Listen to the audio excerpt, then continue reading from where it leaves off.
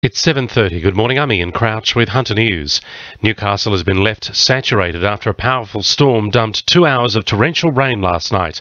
The wild weather caused flash flooding, mainly in low-lying parts of the inner city suburbs, with roads underwater. Coastal areas copped the worst of the downpour, with Merewether receiving 53 millimetres of rain in just 1 hour before the storm moved north to Port Stephens. The storm caused some headaches for the Hunter's Westpac rescue helicopter, which was returning from a tractor accident at Allworth. The helicopter couldn't land at the John Hunter Hospital, so it had to fly back to its base at Broadmeadow and then take the 13-year-old female patient to hospital by road. Hunter motorists will benefit from a return of fuel excise to local councils to repair and upgrade the region's roads.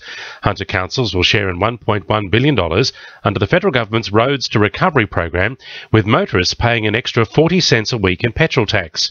Paterson MP Bob Baldwin says his electorate alone, almost $7.3 million will be allocated over the next 2 years. Money that is given to councils under the Roads to Recovery must be spent on local roads. So what we will see is local roads much improved, works being able to carry out that perhaps weren't able to be done in the past. So this is good news for our local motorists, and knowing that the money that they pay in fuel excise is being returned from the Bowser to the roads to benefit them. Teachers and students will rally at Belmont TAFE this morning, calling on the state government to reverse cuts to the sector. They'll be launching a petition to coincide with National TAFE Day. The Teachers Federation says TAFE is being left underfunded, understaffed and overpriced. Mobile phone coverage around Maitland, Cessnock, Singleton and Paterson is said to be improved, with Telstra to build new 3G and 4G towers in these areas. The telco is contributing $165 million to the $340 million rollout of towers across Australia, with the balance of the funding coming from the state and federal governments.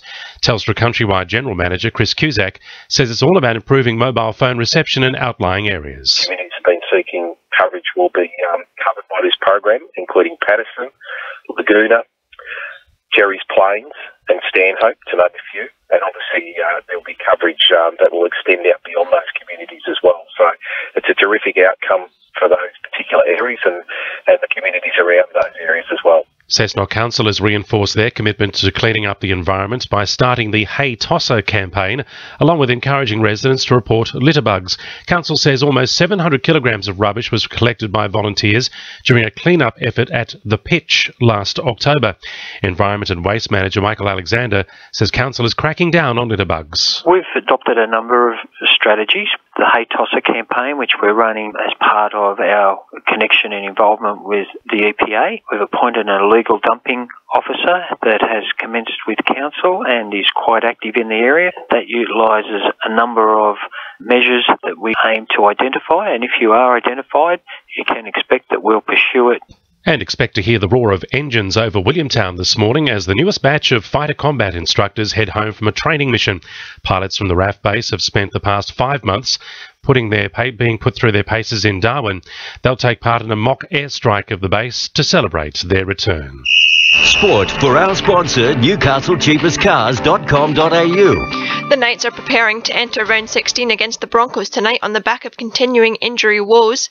5/8 Jared Mullen is expected to play after missing the last 6 matches due to an injured toe.